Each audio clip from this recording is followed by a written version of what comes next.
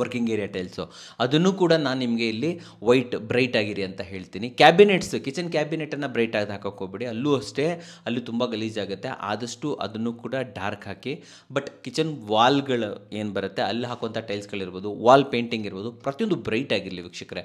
ಯಾಕಂತಂದರೆ ಕಿಚನ್ ಬೆಳಕು ತುಂಬ ಇರಬೇಕು. ನಿಮಗೆ ಯಾವಾಗ ಡಾರ್ಕ್ ಮಾಡ್ತೀರಾ ಆಮೇಲೆ ಹೋಗ್ತಾ ಹೋಗ್ತಾ ಗೊತ್ತಾಗುತ್ತೆ, ಆಲ್ವೇಸ್ ಲೈಟನ್ನು ಯೂಸ್ ಮಾಡಬೇಕಾಗುತ್ತೆ. ಸಫಿಷಿಯೆಂಟ್ ಅನ್ಸಲ್ಲ, ಲೇಡೀಸ್ಗೆ ತುಂಬಾ ತೊಂದರೆ ಆಗುತ್ತೆ. So oven is best. Around ಒಂದು 15 ಲೀಟರ್ ಓವನ್ ಇದ್ದರೆ ನಿಜವಾಗ್ಲೂ ತುಂಬ ಚೆನ್ನಾಗಿರುತ್ತೆ ಅಂತ ಹೇಳ್ಬೋದು.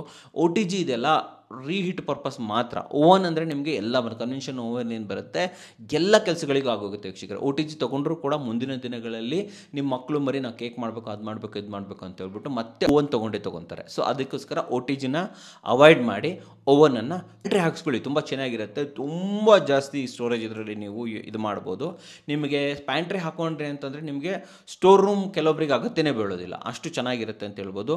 ಪ್ಯಾಂಟ್ರಿ ಹಾಕೊಂಡ್ರೆ ಇಲ್ಲಿ ವೈರ್ಡ್ ಪ್ಯಾಂಟ್ರಿ ಮಾಡಬೇಡಿ, ಟ್ಯಾಂಡಮ್ ಪ್ಯಾಂಟ್ರಿಗಳನ್ನು ಯೂಸ್ ಮಾಡಿ. ಚಿಕ್ಕ ಟ್ಯಾಂಡಮ್ ಬಾಕ್ಸ್ ಥರ ಬರುತ್ತೆ ಪ್ಯಾಂಟ್ರೀಸ್ಗಳು, ಕರೆಕ್ಟಾಗಿರುತ್ತೆ. ವೈರ್ಡ್ ಪ್ಯಾಂಟ್ರೀಸ್ ಏನಿರುತ್ತಲ್ಲ ಅದರಲ್ಲಿ ನೀವು ಪ್ಯಾಕೆಟ್ ಚಿಕ್ಕ ಮಸಾಲಾ ಪ್ಯಾಕೆಟ್ಸ್ಗಳು ಇಡ್ತೀರಾ, ಸ್ಪೂನ್ಗಳು ಇಡ್ತೀರಾ, ಏನೋ ಇಡ್ತೀರಾ ಅಂದರೆ ಕೆಳಗಡೆ ಬಿದ್ದೋಗ್ಬಿಡುತ್ತೆ.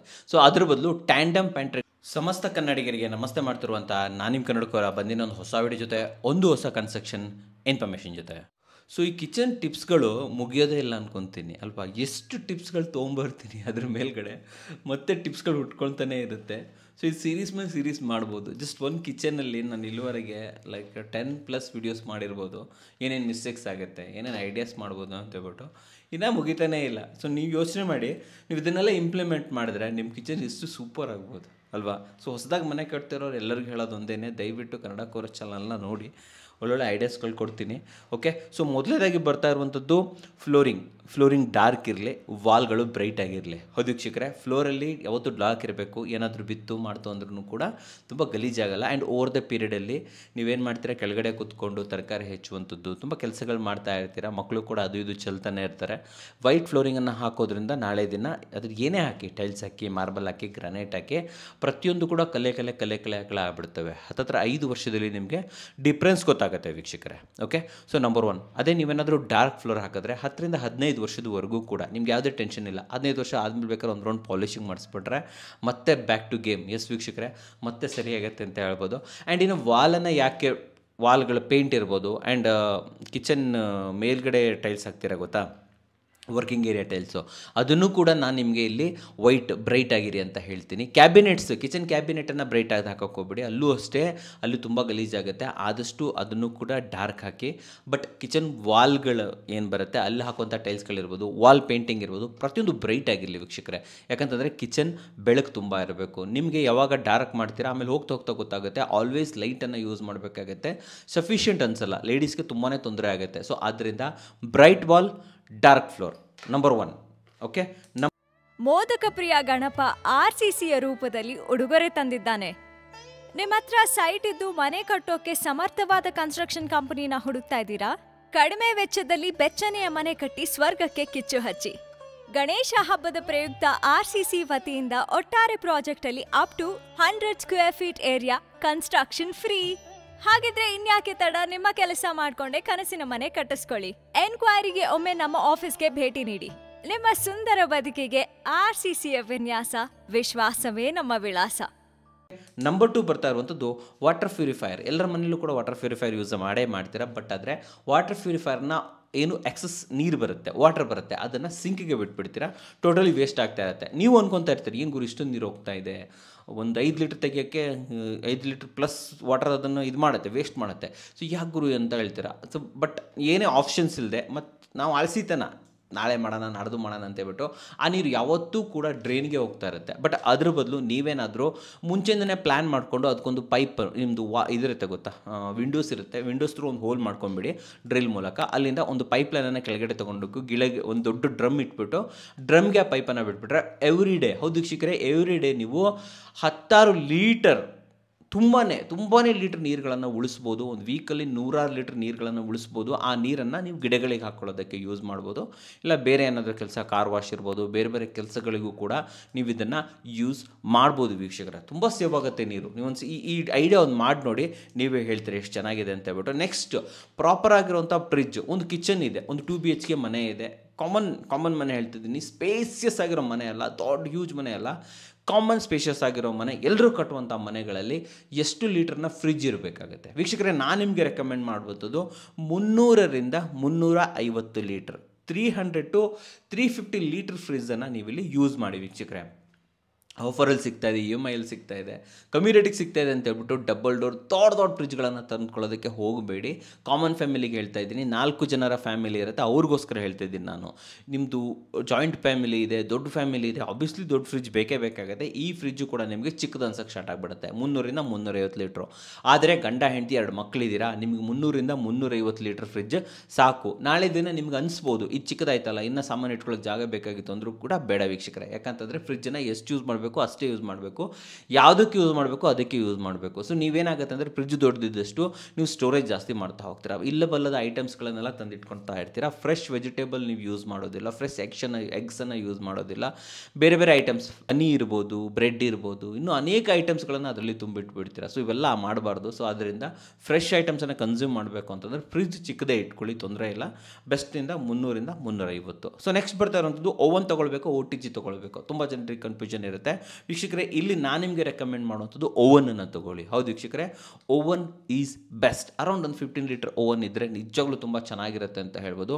OTG ಇದೆಲ್ಲ ರೀಹೀಟ್ ಪರ್ಪಸ್ ಮಾತ್ರ. ಓವನ್ ಅಂದರೆ ನಿಮಗೆ ಎಲ್ಲ ಕನ್ವೆನ್ಷನ್ ಓವನ್ ಏನು ಬರುತ್ತೆ ಎಲ್ಲ ಕೆಲಸಗಳಿಗೂ ಆಗೋಗುತ್ತೆ ವೀಕ್ಷಕರೇ. OTG ತೊಗೊಂಡ್ರೂ ಕೂಡ ಮುಂದಿನ ದಿನಗಳಲ್ಲಿ ನಿಮ್ಮ ಮಕ್ಕಳು ಮರಿ ನಾವು ಕೇಕ್ ಮಾಡಬೇಕು, ಅದು ಮಾಡಬೇಕು, ಇದು ಮಾಡಬೇಕು ಅಂತ ಹೇಳ್ಬಿಟ್ಟು ಮತ್ತೆ ಓವನ್ ತೊಗೊಳ್ತಾರೆ. ಸೊ ಅದಕ್ಕೋಸ್ಕರ OTGನ ಅವಾಯ್ಡ್ ಮಾಡಿ ಓವನನ್ನು ತೊಗೊಳ್ಳಿ ವೀಕ್ಷಕರೇ. ಸೊ ನೆಕ್ಸ್ಟ್ ಬರ್ತಾ ಇರೋಂಥದ್ದು ಮಿಕ್ಸಿ ತೊಗೋಬೇಕು, all in one food processor ತೊಗೊಬೇಕು. ನನ್ನ ಕೇಳಿದ್ರೆ ಸ್ವಲ್ಪ ಕಾಸ್ಟ್ಲಿ ಆಗುತ್ತೆ, all in one food processor ತೊಗೊಳ್ಳಿ. ಓಕೆನಾ? ಪ್ರಿಯಾದ್ ಬರುತ್ತೆ, LGದು ಬರುತ್ತೆ, ಬಜಾಜ್ದು ಬರುತ್ತೆ. All in one food processor ತೊಗೊಳ್ಳಿ, ಅರೌಂಡ್ 8,000 to 10,000 ರೂಪೀಸ್ ಆಗುತ್ತೆ. ಮಿಕ್ಸಿ ನಿಮ್ಗೆ 3,000 ರೂಪಾಯಿ 4,000 ರೂಪಾಯಿ ಸಿಕ್ಬಿಡುತ್ತೆ, ಒಳ್ಳೇದು 5,000 ರೂಪಾಯಿಗೆ ಮಾಡ್ತಾರೆ. ಬಟ್ ಫುಡ್ ಪ್ರೊಸೆಸರ್ ಅಂತ ಬಂದಾಗ ಹತ್ತಿರ 8,000 10,000 ರೂಪಾಯಿವರೆಗೂ ಆಗುತ್ತೆ. ಬಟ್ ತೊಗೊಳ್ಳಿ, ತುಂಬ ಚೆನ್ನಾಗಿರುತ್ತೆ. ನಿಮ್ಗೆ ಇಲ್ಲಿ ಜ್ಯೂಸರ್ಸ್ ಬರುತ್ತೆ, ಮಲ್ಟಿ ಇದು ಆಪ್ಷನ್ ಜಾರ್ಗಳು ಬರ್ತವೆ, ಜೊತೆಯಲ್ಲಿ ಫುಡ್ ಪ್ರೊಸೆಸರ್ ಬರುತ್ತೆ. ಫುಡ್ ಪ್ರೊಸೆಸರ್ ವಿಡಿಯೋ ಕೂಡ ಮಾಡಿದ್ದೀನಿ. ಸಿಂಗಲ್ ಫುಡ್ ಪ್ರೊಸೆಸರ್ ನಿಮಗೆ 3,000 to 4,000 ರೂಪಾಯಿ ಆಗುತ್ತೆ. ಸೊ ಇದನ್ನು ನೀವು ಕಾಂಬೋ ಆಗಿ ತೊಗೊಂಡಾಗ ಎಲ್ಲ ಜೊತೆಲೇ ಬಂದುಬಿಡುತ್ತೆ. ಜ್ಯೂಸರ್, ಮಿಕ್ಸರ್ ಸಿಗುತ್ತೆ, ಸೊ ಎವ್ರಿಥಿಂಗ್ ಸಿಗುತ್ತೆ. ಜೊತೆಯಲ್ಲಿ 1000 ವ್ಯಾಟ್ಗಿಂತ ಕಮ್ಮಿ ಮಿಕ್ಸಿನ ತೊಗೊಳಕ್ಕೆ ಹೋಗಬೇಡಿ. ಮುಗೀತು 500 750 ವ್ಯಾಟ್ಸ್ ಎಲ್ಲ ಮುಗೀತು.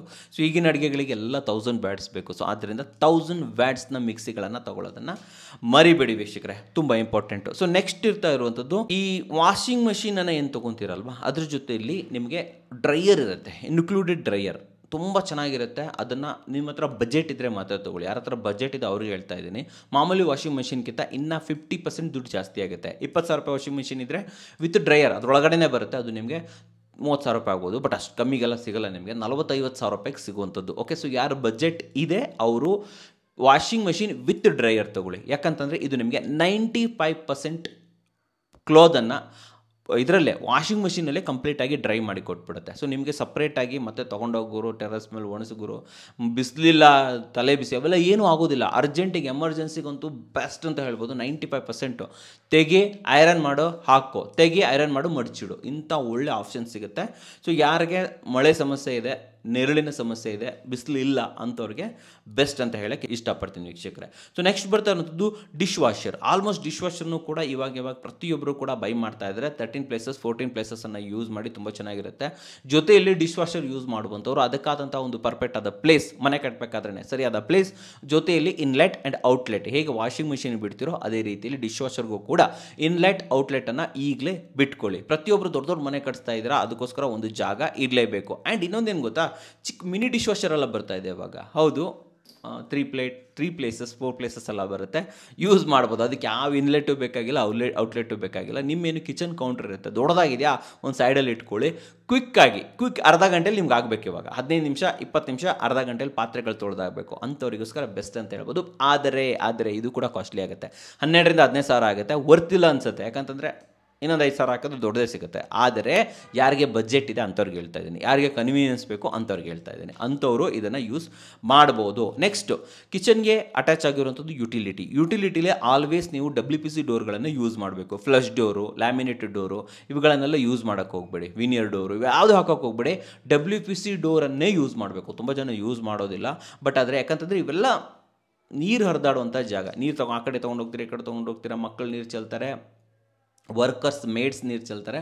ಸೊ ಅದರಿಂದ ನಿಮ್ಮ ಡೋರ್ ಏನಿರುತ್ತಲ್ಲ ಪೂರ್ತಿ ಡೋರ್ ಏನಾಗೋದಿಲ್ಲ, ಬಟ್ ಕೆಳಗಡೆ ಬೇಸ್ ಇರುತ್ತೆ ಗೊತ್ತಾ, ಬೇಸ್ ಎಲ್ಲ ಕಂಪ್ಲೀಟಾಗಿ ಹೋಗ್ಬಿಡುತ್ತೆ ವೀಕ್ಷಕರೇ. ಸೊ ಆದ್ದರಿಂದ WPC ಡೋರು, ಅದರಲ್ಲೂ ಕೂಡ ಒಳ್ಳೆ ಕ್ವಾಲಿಟಿ WPC ಡೋರು. WPC ಡೋರಲ್ಲಿ ಡೆನ್ಸಿಟಿ ಜಾಸ್ತಿ ಇರಬೇಕು ವೀಕ್ಷಕರೇ, ದಪ್ಪ ಇರಬೇಕು. ಅಂಥ ಡೆನ್ಸಿಟಿ ಇರುವಂತಹ WPC ಡೋರ್ಗಳನ್ನು ನೀವು ಯುಟಿಲಿಟಿಗೆ ಯೂಸ್ ಮಾಡಬೇಕು ವೀಕ್ಷಕರೇ. ಸೊ ನೆಕ್ಸ್ಟ್ ಬರ್ತಾ ಇರುವಂಥದ್ದು, ನೀವು ಪ್ಯಾಂಟ್ರಿ ಯೂನಿಟನ್ನು ಯೂಸ್ ಮಾಡ್ತಾ ಇದ್ದಾರೆ, ಪ್ಯಾಂಟ್ರಿ ಹಾಕ್ಸ್ಕೊಳ್ಳಿ, ತುಂಬ ಚೆನ್ನಾಗಿರುತ್ತೆ, ತುಂಬ ಜಾಸ್ತಿ ಸ್ಟೋರೇಜ್ ಇದರಲ್ಲಿ ನೀವು ಇದು ಮಾಡ್ಬೋದು. ನಿಮಗೆ ಪ್ಯಾಂಟ್ರಿ ಹಾಕೊಂಡ್ರೆ ಅಂತಂದರೆ ನಿಮಗೆ ಸ್ಟೋರ್ ರೂಮ್ ಕೆಲವೊಬ್ಬರಿಗೆ ಅಗತ್ಯನೇ ಬೀಳೋದಿಲ್ಲ, ಅಷ್ಟು ಚೆನ್ನಾಗಿರುತ್ತೆ ಅಂತ ಹೇಳ್ಬೋದು. ಪ್ಯಾಂಟ್ರಿ ಹಾಕೊಂಡ್ರೆ ಇಲ್ಲಿ ವೈರ್ಡ್ ಪ್ಯಾಂಟ್ರಿ ಮಾಡಬೇಡಿ, ಟ್ಯಾಂಡಮ್ ಪ್ಯಾಂಟ್ರಿಗಳನ್ನು ಯೂಸ್ ಮಾಡಿ. ಚಿಕ್ಕ ಟ್ಯಾಂಡಮ್ ಬಾಕ್ಸ್ ಥರ ಬರುತ್ತೆ ಪ್ಯಾಂಟ್ರೀಸ್ಗಳು, ಕರೆಕ್ಟಾಗಿರುತ್ತೆ. ವೈರ್ಡ್ ಪ್ಯಾಂಟ್ರೀಸ್ ಏನಿರುತ್ತಲ್ಲ ಅದರಲ್ಲಿ ನೀವು ಪ್ಯಾಕೆಟ್ ಚಿಕ್ಕ ಮಸಾಲಾ ಪ್ಯಾಕೆಟ್ಸ್ಗಳು ಇಡ್ತೀರಾ, ಸ್ಪೂನ್ಗಳು ಇಡ್ತೀರಾ, ಏನೋ ಇಡ್ತೀರಾ ಅಂದರೆ ಕೆಳಗಡೆ ಬಿದ್ದೋಗ್ಬಿಡುತ್ತೆ. ಸೊ ಅದ್ರ ಬದಲು ಟ್ಯಾಂಡಮ್ ಪ್ಯಾಂಟ್ರೀಸನ್ನು ಯೂಸ್ ಮಾಡೋದು ತುಂಬ ಒಳ್ಳೆಯದು ವೀಕ್ಷಕರೇ. ಸೊ ನೆಕ್ಸ್ಟ್ ಬರ್ತಾ ಇರುವಂಥದ್ದು ಚಿಮ್ನಿ ಪೈಪ್ ಅಂತ ಏನಿರುತ್ತೆ, ಅದನ್ನು ನೀವು ಮೇಲ್ಗಡೆ ಲಾಫ್ಟ್ ಏನಿರುತ್ತೆ ಇಂಟೀರಿಯರ್ ಮಾಡೋ ಟೈಮಲ್ಲೇ ಅದ್ರ ಒಳಗಡೆ ಕವರ್ ಅಪ್ ಮಾಡಿಬಿಡಿ ವೀಕ್ಷಕರೇ. ಕ್ಯೂಟಾಗಿ ಕಾಣಿಸುತ್ತೆ, ನೀಟಾಗಿ ಕಾಣಿಸುತ್ತೆ. ಹಾಗೆ ಓಪನ್ ಬಿಟ್ಬಿಡ್ತೀವಿ, ಅದು ಅಷ್ಟೊಂದು ಚೆನ್ನಾಗಿ ಕಾಣಿಸಲ್ಲ ಅಂತ ಹೇಳ್ಬೋದು. ಆ್ಯಂಡ್ ಜೊತೆಯಲ್ಲಿ ಚಿಮ್ನಿ ಪೈಪನ್ನು ಯೂಸ್ ಮಾಡೋರು, ಹೌದು ಚಿಮ್ನಿಗೆ ಪೈಪ್ ಬೇಕಲ್ವಾ, ಚಿಮ್ನಿಗೊಂದು ಪೈಪ್ ಬರುತ್ತೆ, ಅದು ಈ ಕೊಲಾಪ್ಸಿಬಲ್ ಬರುತ್ತೆ, ಅದನ್ನು ಯೂಸ್ ಮಾಡೋಕ್ಕೆ ಹೋಗ್ಬಿಡಿ. ಚಿಮ್ನಿ ಪೈಪಲ್ಲಿ ಕೊಲಾಪ್ಸಿಬಲ್ ಯೂಸ್ ಮಾಡಬೇಡಿ. ಹಾರ್ಡ್ ಗಟ್ಟಿ ಇರುವಂತಹ ಪೈಪ್ ಬರುತ್ತೆ, ಅಂದರೆ ತುಂಬ ಗಟ್ಟಿ ಅಲ್ಲ, ಸ್ವಲ್ಪ ಒತ್ತಿದ್ರೆ ಇದಾಗುತ್ತೆ, ಬಟ್ ಆದರೆ ಕೊಲ್ಯಾಪ್ಸ್ ಆಗಲ್ಲ, ಅದು ಇಷ್ಟೇ ಇರುತ್ತೆ, ಎಳೆದು ಬಿಟ್ಟು ಹಾಕ್ತಾರೆ, ಅದನ್ನು ಯೂಸ್ ಮಾಡೋಕ್ಕೆ ಹೋಗ್ಬೇಡಿ. ಕ್ವಾಲಿಟಿ ಚೆನ್ನಾಗಿರೋದಿಲ್ಲ. ಆ್ಯಂಡ್ ಈವನ್ ಅದರಲ್ಲಿ ಲೈಕ್ ಹುಳ ಗಿಳಗಳೆಲ್ಲ ಹೊಕ್ಕೊಂಬಿಟ್ಟು ಹಾಳಾಗೋ ಸಾಧ್ಯತೆಗಳು ತುಂಬ ಇರುತ್ತೆ ವೀಕ್ಷಕರೇ. ಸೊ ಇದು ಗೊತ್ತಾಯಿತು ಅಂದ್ಕೊತೀನಿ. ನೆಕ್ಸ್ಟ್ ಸಿಂಕ್ ಏರಿಯಾದಲ್ಲಿ ಆಲ್ಮೋಸ್ಟ್ ಎಲ್ಲರೂ ಸಿಂಕ್ ಏರಿಯಾದಲ್ಲಿ ಡಸ್ಟ್ಬಿನ್ ಯೂಸ್ ಮಾಡೋದು. ಸೊ ಸಿಂಕ್ ಏರಿಯಾದಲ್ಲಿ ಡ್ರೈ ಆ್ಯಂಡ್ ವೆಟ್ ಡಸ್ಟ್ಬಿನ್ ಬರ್ತಾ ಇದೆ ಇವಾಗ.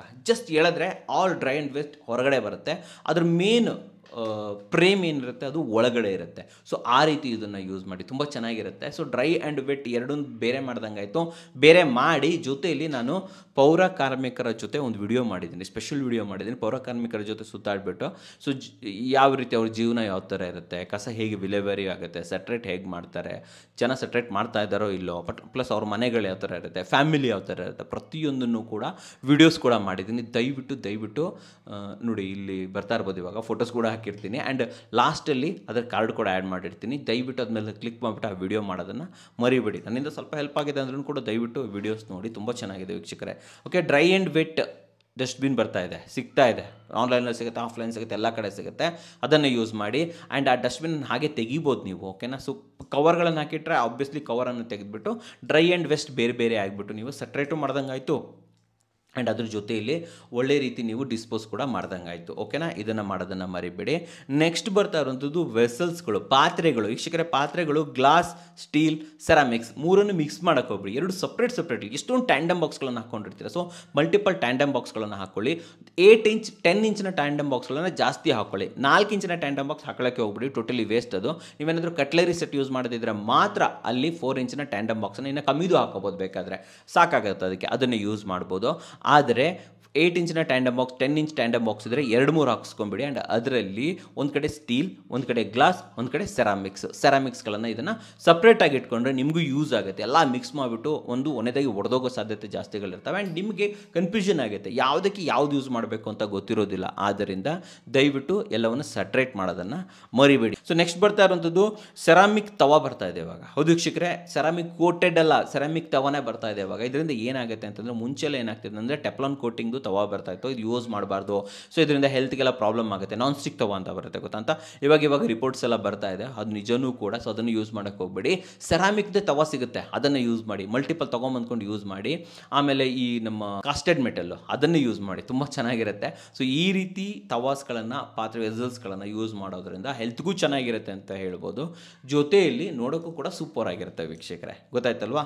ಸೊ ನೆಕ್ಸ್ಟ್ ಬರ್ತಾ ಇರುವಂಥದ್ದು ಎಲೆಕ್ಟ್ರಿಕ್ ಸ್ಟವ್ಗಳು ಬರ್ತಾ ಇದೆ, ಮಲ್ಟಿಪಲ್ ಆಪ್ಷನ್ಸ್. ಮುಂಚೆಲ್ಲ ಸಿಂಗಲ್ ಇಂಡಕ್ಷನ್ ಸ್ಟವ್ ಅಂತಲೂ ಕೂಡ ಕರೀತಾರೆ, ಸಿಂಗಲ್ ಬರ್ತಾ ಇತ್ತು, ಇವಾಗ ಮಲ್ಟಿಪಲ್ ಬರ್ತಾ ಇದೆ. ಆಮೇಲೆ ಅಲ್ಟ್ರಾಸೋನಿಕ್ ಅಂತ ಬರುತ್ತೆ, ಅದು ಕೂಡ ಬರ್ತಾ ಇದೆ. ಸೊ ಅದನ್ನು ಕೂಡ ನೀವು ಇಲ್ಲಿ ಯೂಸ್ ಮಾಡ್ಬೋದು. ಡಬಲ್ 2 ಇರುತ್ತೆ ಎಲೆಕ್ಟ್ರಿಕಲ್ ಸ್ಟವ್ನ ಯೂಸ್ ಮಾಡಿ, ಹ್ಯಾಂಡಿ ಆಗಿರುತ್ತೆ ಅಂತ ಹೇಳ್ಬೋದು, ಕ್ವಿಕ್ ಆಗಿ ವರ್ಕ್ ಆಗುತ್ತೆ ಅಂತ ಹೇಳ್ಬೋದು. ಇದನ್ನು ಕೂಡ ನೀವು ಯೂಸ್ ಮಾಡ್ಬೋದು, 2 ಇರುವಂಥದ್ದು, ತುಂಬ ಕನ್ವೀನಿಯೆಂಟ್ ಆಗಿರುತ್ತೆ. ಸೊ ನೆಕ್ಸ್ಟ್ ಬರ್ತಾ ಇರುವಂಥದ್ದು ಗ್ಯಾಸ್ ಸೇಫ್ಟಿ ಡಿವೈಸ್ ಅಂತಂತಂದರೆ, ನೀವೇನು ರೆಗ್ಯುಲೇಟರ್ ಹಾಕ್ತಿರಲ್ಲೋ ಆ ರೆಗ್ಯುಲೇಟರ್ ಬದಲು ಈ ಗ್ಯಾಸ್ ಸೇಫ್ಟಿ ಡಿವೈಸನ್ನು ಹಾಕಿಬಿಟ್ಟು ನೀವು ಸಿಲಿಂಡರ್ಗೆ ಹಾಕಿಬಿಟ್ಟು ಗ್ಯಾಸನ್ನು ಯೂಸ್ ಮಾಡುವಂಥದ್ದು. ಇದರಿಂದ ಏನಾಗುತ್ತೆ ಅಂತಂದರೆ ಎಲ್ಲೇ ಒಂದು ಕಡೆ ಲೀಕೇಜ್ ಆಯಿತು, ಒಂದು ವೇಳೆ ನಿಮ್ಮ ಗ್ಯಾಸ್ ಯೂಸ್ ಆಗ್ತಾ ಇಲ್ಲ ಆ ಸಮಯದಲ್ಲಿ ಇದು ನಿಮಗೆ ಹೆಲ್ಪ್ ಮಾಡುತ್ತೆ, ಬೇಗ ಇದು ಕಟ್ ಆಫ್ ಆಗುತ್ತೆ ವೀಕ್ಷಕರೇ. ಗ್ಯಾಸ್ ಸೇಫ್ಟಿ ಡಿವೈಸ್ಗಳನ್ನು ಯೂಸ್ ಮಾಡಿ. ನಂಬರ್ 1 ಜೊತೆಯಲ್ಲಿ ಗ್ಯಾಸ್ ಲೀಕೇಜ್ ಡಿಟೆಕ್ಷನ್ ಅಂತ ಒಂದು ಮಷಿನ್ ಬರುತ್ತೆ, ಅದನ್ನು ಕೂಡ ಯೂಸ್ ಮಾಡಿ. ತುಂಬ ಮಹಿಳೆಯರು ನೀವೇ ಕೂಡ ಅನುಭವಿಸಿರ್ತೀರ, ಏನು ಅನಾಹುತ ಆಗಿರೋದಿಲ್ಲ, ಆಗೋದು ಬೇಡ ದೇವರ ದಯದಿಂದ. ಆದರೆ ಏನಾಗುತ್ತೆ ಅಂದರೆ ತುಂಬ ಮಹಿಳೆಯರು ಈಗಿನ ಗ್ಯಾಸ್ ಸ್ಟವ್ನು ಅದೇ ಥರ ಬರ್ತಾ ಇದೆ. ಮುಂಚೆಲ್ಲ ಏನಾಗ್ತಿತ್ತು ಅಂದರೆ ಪ್ರೆಸ್ ಮಾಡಿ ತಿರ್ಸಿ ಗ್ಯಾಸನ್ನು ತೆಗಿಬೇಕಿತ್ತು, ಇವಾಗಲ್ಲ ಹಾಗಲ್ಲ. ಹಾಬ್ಗಳಲ್ಲಿ ಏನಾಗುತ್ತೆ ಅಂದರೆ ಈಸಿ ಸಿಂಪಲ್ಲಾಗಿ ಆಪ್ರೇಟ್ ಆಗುತ್ತೆ. ಸೊ ನಿಮ್ಮ ಕೈ ಟಚ್ ಆಯಿತು, ಕ್ಲೀನ್ ಮಾಡಬೇಕಾದ್ರೆ ಏನೋ ಗೊತ್ತಾಗಲಿಲ್ಲ, ನಿಮ್ಮ ಮಕ್ಕಳೇ ಚೇರ್ ಹಾಕೊಂಡ್ಬಿಟ್ಟು ಅದನ್ನು ತಿರ್ಸೋದು ಮಾಡೋದು ಎಲ್ಲ ಮಾಡ್ತಾರೆ ವೀಕ್ಷಕರೇ. ಸೊ ಗ್ಯಾಸ್ ಲೀಕೇಜ್ ಡಿಟೆಕ್ಷನನ್ನು ಯೂಸ್ ಮಾಡಿ. ಮಷಿನ್ ಇರುತ್ತೆ, ಗ್ಯಾಸ್ ಸ್ಟವ್ ಇರುತ್ತೆ, ಅದನ್ನ ಹಿಂದ್ಗಡೆನೇ ಹಚ್ಚಿಟ್ರೆ ಅದೇನಾಗುತ್ತೆ ಅಂದರೆ ಟಕ್ ಅಂತ ಇಮಿಡಿಯೇಟ್ಲಿ ಗ್ಯಾಸ್ ಏನಾದರೂ ಲೀಕೇಜ್ ಆದರೆ ಅದನ್ನು ಡಿಟೆಕ್ಟ್ ಮಾಡುತ್ತೆ, ಅಲಾರಾಮ್ ಸ್ಟಾರ್ಟ್ ಮಾಡಿಬಿಡುತ್ತೆ. ಸೊ ನೀವೇನು ಮಾಡ್ಬೋದು, ಡೈರೆಕ್ಟಾಗಿ ಬರ್ಬೋದು. ಗ್ಯಾಸ್ ಆಫ್ ಮಾಡೋಕ್ಕಿಂತ ಮುಂಚೆ ವಿಂಡೋಸನ್ನು ತೆಗೆಯೋದನ್ನು ಮರಿಬೇಡಿ. ವಿಂಡೋಸ್ ತೆಗೆದು ಆಮೇಲೆ ಗ್ಯಾಸ್ಗೆ ಕೈ ಹಾಕಿ. ಯಾಕಂತಂದರೆ ತುಂಬ ಸತಿ ಏನಾಗುತ್ತೆ ಅಂದರೆ ಗ್ಯಾಸ್ ನಾಬ್ ಒಳಗಡೆ ನಿಮಗೆ ಸ್ಪಾರ್ಕ್ ಕೂಡ ಸಿಗುತ್ತೆ, ಅಲ್ಲೇ ಪ್ರೆಸ್ ಆಯಿತು ಅಂತಂದರೆ ಇಮಿಡಿಯೇಟ್ಲಿ ಇಗ್ನೈಟ್ ಆಗಿಬಿಡುತ್ತೆ. ಸೊ ಅದರಿಂದ ಫಸ್ಟ್ ವಿಂಡೋಸ್ ಎಲ್ಲ ಓಪನ್ ಮಾಡಿಬಿಡಿ, ಗ್ಯಾಸ್ ಎಲ್ಲ ಔಟ್ ಆಗಲಿ, ಆಮೇಲೆ ಹೋಗ್ಬಿಟ್ಟು ನಿಧಾನಕ್ಕೆ ಸ್ಲೋಲಿ ನೀವು ಗ್ಯಾಸನ್ನು ಆಫ್ ಮಾಡುವಂಥದ್ದು. ಸೊ ಸೇಫ್ಟಿ ತುಂಬ ಇಂಪಾರ್ಟೆಂಟ್. ಆ್ಯಂಡ್ ಫೈನಲ್ ಆಗಿ ಬರ್ತಂಥದ್ದು ಕುಕ್ಕರ್ ಏನಿದೆ ಅಲ್ಲ, ಯಾವುದೇ ಕುಕ್ಕರ್ ತೊಗೊಳ್ಳಿ, ಅದು ಕುಕ್ಕರ್ ಬಸ್ಟ್ ಆಗೋ ಸಾಧ್ಯತೆ ತುಂಬ ಇದೆ. ಎಲ್ಲರ ಮನೆಗಳಲ್ಲಾಗಿದೆ ವೀಕ್ಷಕರು. ಇವಾಗ ನಮ್ಮ ಮನೇಲೂ ಕೂಡ ಒನ್ ಟೈಮ್ ಬಸ್ಟ್ ಆಗಿತ್ತು, ನಿಮ್ಮ ಮನೆಗಳಲ್ಲೂ ಕೂಡ ಆಗಿರುತ್ತೆ. ಸೊ ತುಂಬ ರಿಸ್ಕಿ ಆಗಿರುವಂಥದ್ದು ಈ ಕುಕ್ಕರ್ ಬಸ್ಟ್ ಆಗುವಂಥದ್ದು. ಸೊ ಅದಕ್ಕೋಸ್ಕರ ಇವಾಗ ವಿಸಲ್ಲೆಸ್ ಬರ್ತಾ ಇದೆ, ವಿಸಲೇ ಇರೋದಿಲ್ಲ. ಓಕೆನಾ, ಅಂದರೆ ಈ ಸಿಸ್ಟಮ್ ಈಗಿನ ಸಿಸ್ಟಮ್ ಇದೆಯಲ್ಲ ಆ ಥರ ಸಿಸ್ಟಮೇ ಇರೋದಿಲ್ಲ, ಎಲ್ಲ ಆಟೋಮೆಟಿಕ್ಕು. ಎಲೆಕ್ಟ್ರಿಕಲ್ ಕುಕ್ಕರ್ಸ್ ಬರ್ತಾ ಇದೆ, ಎಲೆಕ್ಟ್ರಿಕಲ್ ಕುಕ್ಕರ್ ಬರ್ತಾ ಇದೆ ಅಲ್ಲ, ಆಲ್ರೆಡಿ ಬಂದುಬಿಟ್ಟಿದೆ. ಬೇರೆ ಬೇರೆ ಒಳ್ಳೊಳ್ಳೆ ಬ್ರ್ಯಾಂಡ್ಗಳಲ್ಲಿ ಎಲೆಕ್ಟ್ರಿಕಲ್ ಕುಕ್ಕರ್ ಬರ್ತಾ ಇದೆ. ಕುಕ್ಕರ್ ಅಂದರೆ ರೈಸ್ ಕುಕ್ಕರ್ ಹೇಳ್ತಾ ಇಲ್ಲ ನಾನು, ಆ್ಯಕ್ಚುಲ್ ಕುಕ್ಕರ್ ಇವಾಗ ಎಲೆಕ್ಟ್ರಿಕಲ್ ಬಂದಿದೆ ವೀಕ್ಷಕರೇ. ನಾನೇ ರೀಸೆಂಟಾಗಿ ನೋಡಿದ್ದೀನಿ, ಲಿಕೋ ಓಪನ್ ಸ್ಟೋರ್ ಅಂತ ನಾನು ಓಪನ್ ಬಾಕ್ಸ್ ಸ್ಟೋರಲ್ಲಿ ವಿಡಿಯೋ ಮಾಡಿದೆ, ಎಲೆಕ್ಟ್ರಿಕಲ್ ಸ್ಟೋರ್ ಅಲ್ಲಿ ಬಂದಿದೆ, ಎಲೆಕ್ಟ್ರಿಕಲ್ ಕುಕ್ಕರ್ ಬಂದಿದೆ. ಜೊತೆಯಲ್ಲಿ ನಿಮಗೆ ಇವಾಗ ಪ್ರೆಸ್ಟೀಜ್ ಅವ್ರದ್ದೇ ವಿಸಲ್ಲೆಸ್ ಕುಕ್ಕರ್ಸ್ ಎಲ್ಲ ಬಂದಿದೆ. ಆ ಥರ ಕುಕ್ಕರ್ಗಳನ್ನು ಯೂಸ್ ಮಾಡಿ, ಯಾವುದು ಬಸ್ಟ್ ಆಗಬಾರ್ದು, ಫುಲ್ ಅಡ್ವಾನ್ಸ್ ಸಿಸ್ಟಮ್ ಇರುತ್ತೆ. ಕುಕ್ಕರ್ಗಳಲ್ಲಿ ಇನ್ವೆಸ್ಟ್ ಮಾಡಿ ವೀಕ್ಷಕರ, ಒಳ್ಳೆ ಕುಕ್ಕರನ್ನು ತೊಗೊಂಡು, ಯಾಕಂದರೆ ನಿಮ್ಮ ಜೀವ ತೆಗೆಯೋ ಸಾಧ್ಯತೆಗಳಿರ್ತವೆ ಕುಕ್ಕರು. ಸೊ ಆ ರಿಸ್ಕು ಬೇಡ. ಬಾಂಬ್ ಇದ್ದಂಗೆ ಅದು, ಕಿಚನಲ್ಲಿ ಒಂದು ಬಾಂಬ್ ಇಟ್ಕೊಂಡಂಗೆ ಅದು. ಸೊ ಹೇಗೆ ಕಿಚನಿಂದ ನಾವು ಗ್ಯಾಸನ್ನು ಹೊರಗಡೆ ಹಾಕ್ಬಿಟ್ವಿ, ಕೆಳಗಡೆ ಹಾಕ್ಬಿಟ್ವಿ, ರಿಸ್ಕ್ ಫ್ರೀ ಆಗೋಯ್ತು, ಅದೇ ರೀತಿ ಕುಕ್ಕರನ್ನು ಕೂಡ ಇವಾಗ ರೀಪ್ಲೇಸ್ ಮಾಡೋ ಸಮಯ ಬಂದಿದೆ ವೀಕ್ಷಕರು. ಸೊ ಇದೇ ರೀತಿ ಒಳ್ಳೊಳ್ಳೆ ಇನ್ಫಾರ್ಮೇಷನ್ ಬೇಕು ಅಂತಂದರೆ ನೀವು ಕನ್ನಡ ಕೋರಾ ಲಾಗ್ ಆ್ಯಂಡ್ ಕನ್ನಡ ಕೋರಾ ಚಾನಲನ್ನು ಸಬ್ಸ್ಕ್ರೈಬ್ ಮಾಡೋದನ್ನು ಮರಿಬೇಡಿ. ಜೊತೆಯಲ್ಲಿ ಪೌರ ಕಾರ್ಮಿಕರ ಜೊತೆ ಒಂದು ಒಳ್ಳೆ ವಿಡಿಯೋ ಮಾಡಿದ್ದೀನಿ, ದಯವಿಟ್ಟು ಆ ವಿಡಿಯೋ ನೋಡೋದನ್ನು ಮರಿಬೇಡಿ. ಸೊ ನೋಡಿದ್ರಲ್ಲ, ನಿಮಗೋಸ್ಕರ ಉತ್ತಮವಾದ ವಿಡಿಯೋ ತಂದಿದ್ದೀನಿ. ವಿಡಿಯೋ ಇಷ್ಟ ಆದರೆ ಲೈಕ್ ಮಾಡಿ, ಇಷ್ಟ ಆಗಿಲ್ಲ ಡಿಸ್ಲೈಕ್ ಮಾಡಿ, ಏನೇ ಅದು ಸಬ್ಸ್ಕ್ರೈಬ್ ಅಂತೂ ಮಾಡಲೇಬೇಕು. ಯಾಕಂದರೆ ಕನ್ನಡಿಗರನ್ನ ಬೆಳೆಸಬೇಕು. ನಮಸ್ಕಾರ.